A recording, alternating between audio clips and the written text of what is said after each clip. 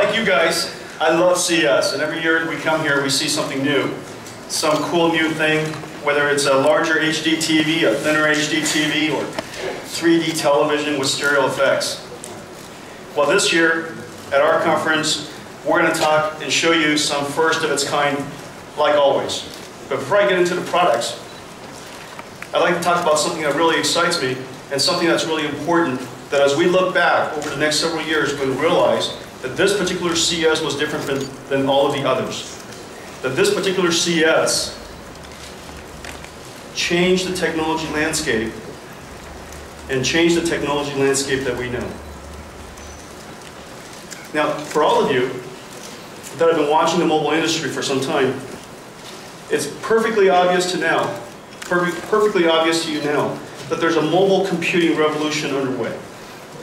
That your most personal computing device used to be a personal computer, but now it's the mobile device in your hands. It's perfectly obvious to you now. But the magnitude of this change is still being internalized by all of us. I'd like to spend some time talking about that. This particular CES to me is probably as important and as significant as 1995. The Comdex of 1995. When all of you, and many of you, as I saw in the audience, were also at that particular Comdex, recognized that the world was going to be different. You recognized that the world was going to be different because of the announcement of Windows 95. From that point forward, the personal computer was no longer an office automation device, but it's now a personal computer that we can use in our daily lives. Because of DirectX, the PC transformed itself into a multimedia machine. It was no longer just used for spreadsheets and word processing. You can now use it for videos and playing games, listening to music, storing photographs, all kinds of wonderful things that are part of our lives. Now, what happened in 1995 seems to happen about every 10 years. Every 10 years or so, processor technology gets better, networking technology gets faster, we get more memory in the system, display technology gets richer, and software technology evolves. And all of a sudden, bam, something magical happens in the computer industry. 1995 was the year that I remember where the PC became absolutely the most important device in our lives. About 10 years later or so, in the late 90s and early 2000s, new companies showed up. Networking technology became fast enough that our PCs no longer had to sit by itself. We can connect our PC over to the internet to other PCs, to other people, and to services all over the place. And as a result, new companies were created. Yahoo, Google, eBay, Amazon, and started the internet revolution. It made the PC even more useful to us. And to its credit, in the year 2009, 2010, Apple Computer introduced the iPhone and then recently the iPad. These two devices, yet again, combined the evolution of great technology to the point where it revolutionized the way we use computers, the way we build computers, the way we enjoy computers. There is no question at this point there is a computing revolution happening. And with each one of these generations, each one of these eras of computing, the number of users in the world expands. It was hundreds of millions, it seems. During the standalone PC day, the consumer PC, multimedia PC days, where people bought shrink-wrap software. If you remember shrink-wrap CD-ROMs. And then it became hundreds of millions of people, maybe about 1 billion people that were connected on the internet, enjoying the internet together. Going forward, I think we all believe we're going to have more than one of these mobile computing devices in our lives. And the number of these devices will expand well into the tens of billions. In what people are starting to call the Internet of Things. The Internet of Things. Well, in order to have an Internet of Things, you need to have computers in everything. You need to have browsers and everything. You need to have operating systems and everything. And these things will be everywhere, from kiosks to cars to phones and tablets. So this is the beginning of a new era. The beginning of a new era that's really, really important. And I think that we're going to look back on 2011 and this particular CES as that turning point where it became crystal clear to every single one of us that the world has changed. That the companies of the past that were leaders are readjusting their strategies. And new companies are going to emerge and positions are going to change. Now as we look at this particular revolution and think about it as a concept, it seems to make a lot of sense. You see more and more iPhones everywhere. You see more and more Android devices everywhere. It seems to make perfect sense. But looking at the numbers, it's completely staggering. Why is it that this computer revolution, this new computing revolution, happened so quickly? And why am I talking about it here? It's perfectly obvious to you in the audience because you're experiencing it in real time. And why is it companies all over the world are still adapting? And the reason for that is because it happened so quickly. If you take a look at the personal computer revolution, PC revolution, it took nearly 10 years from the introduction of the PC to the time that we were selling about 30 or 40 million units a year, or cumulative shipments of 30 or 40 million units. In the case of these mobile devices, what people call smartphones, it's taken literally only 2 or 3 years for us to have shipped over 100 million units. The rate of growth is really staggering. I mean, if you were to look at this chart and extrapolate it in some kind of a meaningful way, there are no companies in the world that can adapt to this change, no matter who you are. Because technology simply takes longer to develop than that. And so here we are, as an industry, responding to a revolution that was started by a visionary company. This particular CES, you're going to see the pieces come together. This particular CES, you're going to see the pieces come together. And as we see it come together, you're going to see the landscape change. And the landscape is changing in quite dramatic ways, actually. I mean, if you think about this, your most personal computer changed from a PC to a mobile device. The person who makes that mobile computer, the OEM, the company that makes that mobile computer, used to be a computer company, used to be a PC company. But you're now buying these mobile computers from carriers. So the person who builds it and the person you buy it from are different. You used to buy it from an electronic retail store or you buy it online. Now you're buying at a carrier. So everything from the way you use it, what you use it for, the company that builds it, where you buy it, how you enjoy the software and buy it, has now completely changed. The company on that stack, from the OEM all the way to the architecture, has completely changed. Whereas the old PC used to have an architecture of x86 with discrete CPUs, now this new architecture is ARM and SoC, system on chip. Everything has fundamentally changed. Now, for many of us in the technology industry, investing in the future and building on a dream is something that we love doing. And that's something that we kicked off here at NVIDIA some 5 years ago, chasing this new computer industry, if you will, trying to make a contribution to this new computer industry so that we could touch the lives of a lot more people. And we created a processor architecture we call Tegra. Now this particular processor, when I started this project about 5 years ago, I gave the team a really wonderful mission. Hey look, I need you guys to design a processor that is 100 times, 50 to 100 times more energy efficient than a PC, because we need it to fit in your pocket. We need this device to be able to perform all of the types of functionality that you would imagine a mobile device, a computer that you take with you to do. You take a computer with you to enjoy content. You're not computing, you're not developing spreadsheets, you're not writing C# applications. You're reading books, you're enjoying magazines, you're watching movies, you're streaming websites, you're playing games. So this particular device has to do all of those things. And it has to be tiny so that it can fit in your pocket. And so Tegra 2 is 50 times more efficient, energy efficient than a typical PC. It's less than the size of a dime, and it can leap tall buildings. And I'm just really, really excited about Tegra 2. The engineers have done a fabulous job with it. Now there's a few distinguishing characteristics of Tegra 2 that we really focused on. We believe that multitasking is going to be an important characteristic of how you use a mobile device. Because you're going to be listening to music, or you're going to be still connected to the web while you're enjoying your book or playing a game.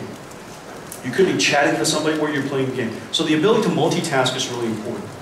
The second thing is we believe that this mobile device is going to become a computer first and a phone second. Whereas a phone was a phone first and computer second. And so as a computer first and phone second, it needs to have the ability to access, to enjoy the web in its full glory, because fundamentally the web is today's computing platform. How could you design a great computer that doesn't access the web or that can't experience the web in its full glory? And so we decided that despite the great challenges that people have talked about, that we would team up with Adobe to build the world's first accelerated, fully hardware accelerated flash processor. And by doing so, we give ourselves the benefit of going and leveraging and benefiting from all of the hundreds of millions of websites that are built all over the world that humanity has invested in over the last 2 decades. We instantly have access to that. And the third thing we decided to do that was differentiated was we thought there was a large investment of great content that has been developed for game consoles and PCs over the years. These infrastructures and platforms and development environments have been developed for a couple, 2, 3 decades now that we've been working with, and that we would like that content, that development platform, and those developers to be able to bring their asset to a mobile environment. And so we created an architecture that can enjoy great console-style games, bring the NVIDIA DNA into this. Now, of course, having said all that, everything has to be in high definition. It should be able to do everything that a smartphone does today. It should be able to perform at the level of any smartphone today, in addition with all of these new characteristics. Now, over the course of today, we're going to focus on one particular category. Tegra 2 announcements are going to be sprinkled throughout the week. You're going to see Tegra 2 announcements by a variety of smartphone companies and carriers. You're going to see tablet announcements of Tegra 2. You're even going to see car announcements of Tegra 2. And the reason why Tegra 2 is going to be so important for cars is because, as it turns out, energy consumption directly relates to weight, directly relates to fuel efficiency.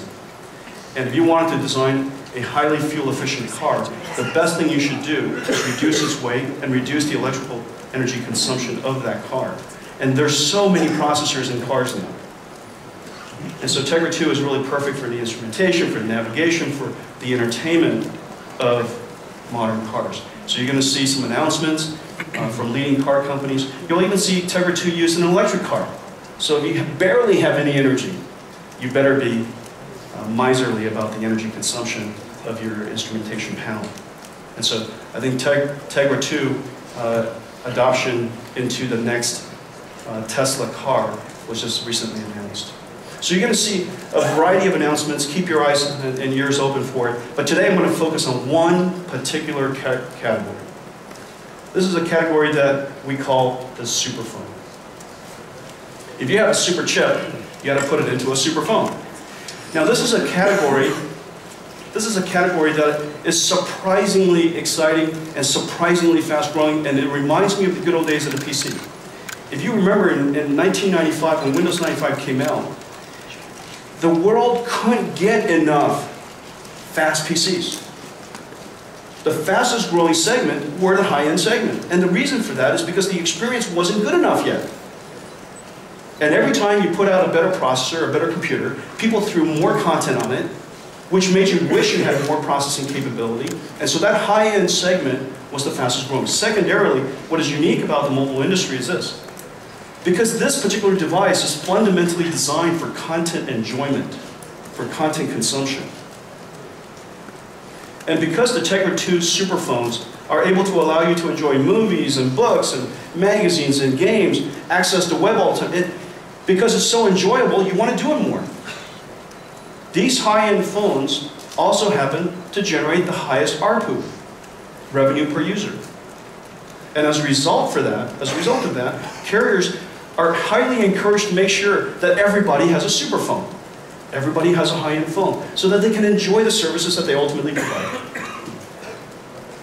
This is one of those weird markets where the most expensive device, the most desirable device, the most capable devices also happens to be the most affordable. And the reason for that is because the subsidies of the carriers wanting you to enjoy these devices so that they can obviously provide you with great service capability. So this is going to be a surprisingly fast-growing market. And in fact, if you look out there and listen to the carriers and what are the particular phones that are really in great demand, and frankly also typically the high-end phones. Typically the high-end phones. Okay? So we believe there's going to be a new category of phones called the superphones. Superphones are, the next generation of smart. And these devices are going to be able to do amazing things. It is my great pleasure to, at this point, introduce the world's first Tegra 2 superphone. And to help me introduce the world's first Tegra 2 superphone, I would like to welcome Mr. Jung to the stage. Mr. Jung, please. Mr. Jung is the Vice President at LG. LG, as you know, is one of the world's leading consumer electronics and mobile companies. This is a world leader in display technology, and we're just incredibly delighted to have worked with you guys on this. Thank you very much. And ladies and gentlemen, if Mr. Jung and I could announce the LG Optimus 2X Tegra 2 superphone. Congratulations. Thank you. So I brought a phone all the way from Korea for Jen-Hshun, and make sure this is a phone for you, because I couldn't, help getting one for me. So I have my own. Hey, there you go. So there you go. This is one of the things that you can really expect from LG is amazing industrial design. Sure. And something about this piece of glass that really blows my mind is it feels like it's 3D. It's curved and feels exquisite in your hands. And I think this is a wonderfully manufactured phone. Now, Mr. Jung, can you tell me about the history of the vision of Optimus 2X and how you guys, what was the starting point and the story of how you guys decided on Tegra 2? Absolutely. So I think it started about a year ago. And the team, product planning team at LG Electronics had a vision of creating this, what I call, beauty outside, but monster inside. Beauty outside, monster inside. So something, beautiful. Am I the beauty or the monster? I like the... I'll stick with beauty. So that's the concept we were thinking about and saying, look, for the average Joe, ordinary Joe out there, and of course, all of the audience here, they understand, okay, the chips and all the other components. But when people walk into, let's say, Verizon store, they're going to look at there are a variety of phones, and which phones I want to pick it up, and then feel in my hands. So the design and the great feel, that matters. So we said, okay, let's create a phone which is really beautiful, but inside it has a powerful engine, a chip, all the supporting components in it, so that we can bring all these things people only imagine and think about, but now they can enjoy.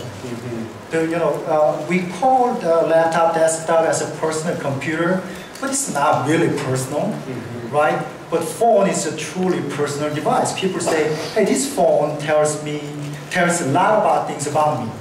So it's a personal device. So the journey started right there.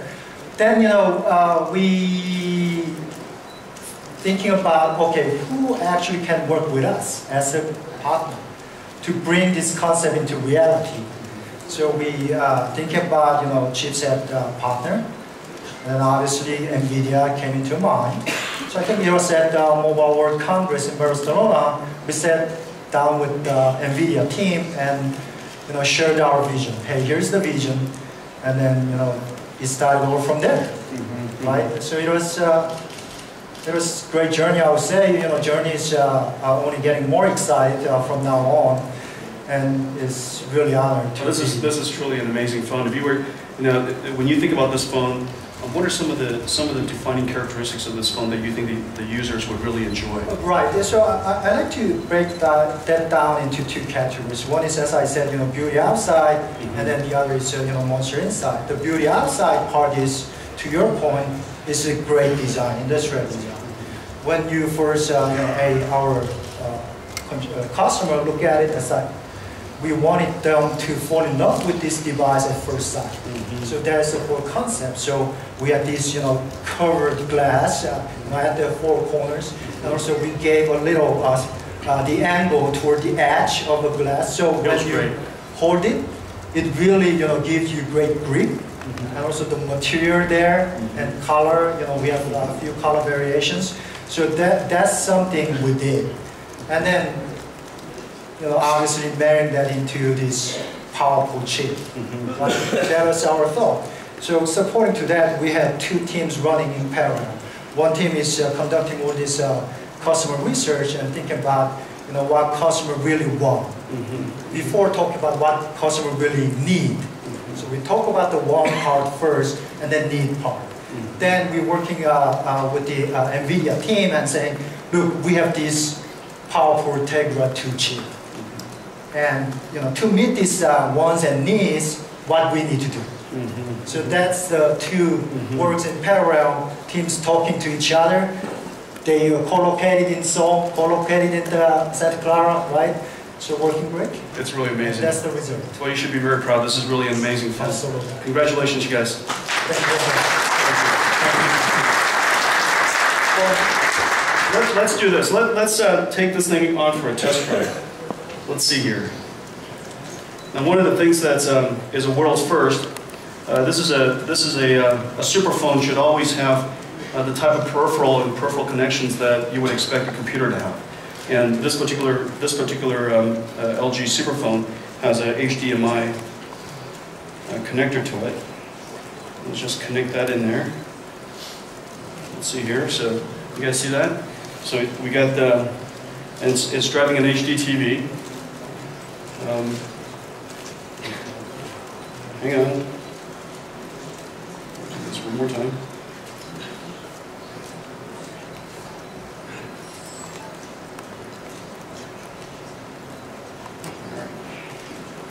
Now this is Android, for all of you who haven't played with Android before. I mean, and the Android operating system, Andy Rubin and the team did a great job with it. I really love the widget concept of Android.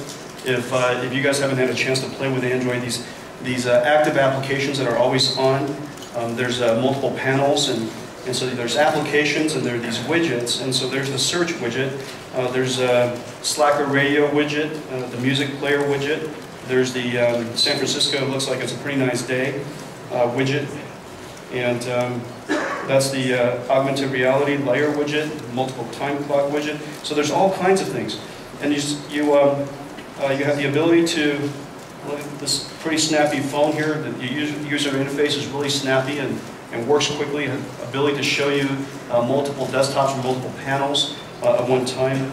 You choose the one that you would like to go to, and one of the I guess fun applications that people really enjoy is Angry Bird, and I don't know why they're so angry, but you have the ability to play this on an HD TV now. And so all of a sudden, this I don't think anybody's ever seen Angry Bird quite that big before. And this is great. So it's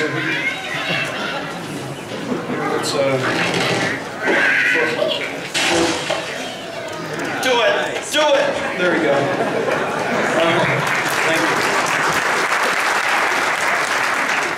Thank you. So you could read magazines, you could read books, you could do all kinds of stuff. So let's see, what else can we do here? You got a photo gallery. The Tegra 2 has one of the fastest image sensing processors in the world, and so the camera is super fast. It also has an 8 megapixel camera. Here's some photographs, some home photos. This is from, every year instead of a Christmas party, we take the money we would have spent on a Christmas party and we donate it to, we adopt a cause in the community. And this last year, we adopted a neighborhood and that's kind of run down. And about 1,000 employees, we spent a few $100,000 that we would have spent in the Christmas party, and we transformed the neighborhood for them. And as a result, we have wonderful memories and people in the community that we've helped. And so now you've got look. This is a photo gallery that you can share with your friends and your family, just connected to HDMI, and you could high definition videos, 1080p HD video.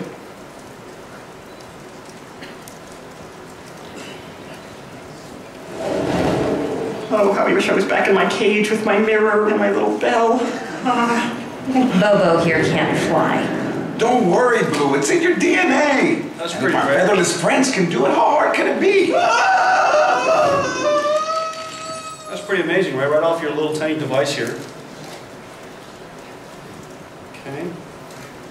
And look at this.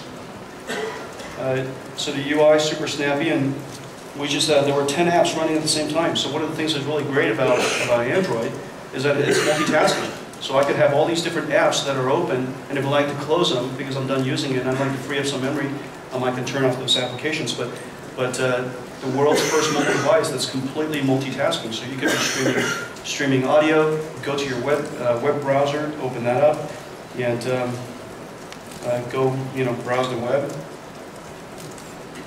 Google's up. Let's go to something that's a little challenging here. Why don't we go to something that needs Flash? Now, of course, could you guys spare me a little bandwidth? just a little. Yeah. A little more than that. If you guys could just a little, smidgen. I feel like I'm on 56K here. Well, this is something that Kyle can do something about when you guys meet him later. One of the reasons why we need more and more bandwidth is because you guys hog it all. And so this particular website, the Wall Street Journal website, of course, has a Flash video, but it also has Flash advertisements. Obviously, the foundation of e-commerce for the internet, a lot of it is related to advertising. And Flash is the engine behind a great deal of the advertising and the advertisers out in the world. And so there's a black box on the right-hand side that if you guys could give me the opportunity to load, it would show you a web, a Flash advertisement. Oh, you guys suck. You guys are completely terrible. We have these blasters here that blocks you guys, and apparently a couple of you guys have a blocker hacking capability, and I'm still blocked. You guys really suck. All right, so at 1K baud. We will be enjoying a web experience here shortly, and so instead of that, why don't we go do something else? And so imagine, can you guys imagine a website coming up and Flash coming up? Okay, so I like you guys to imagine that, and it's really a delightful experience. And where did I leave the clicker? It's a wonderful and delightful experience. Here's some great applications. Look, this is Autodesk Sketchbook. I just love this, and the number of applications that are on Android now is phenomenal. And so you could do all kinds of sketching if you like. So all kinds of great applications. So the world's first Tegra 2 phone, Optimus 2X. Congratulate LG and the team. Thank you very much. Now,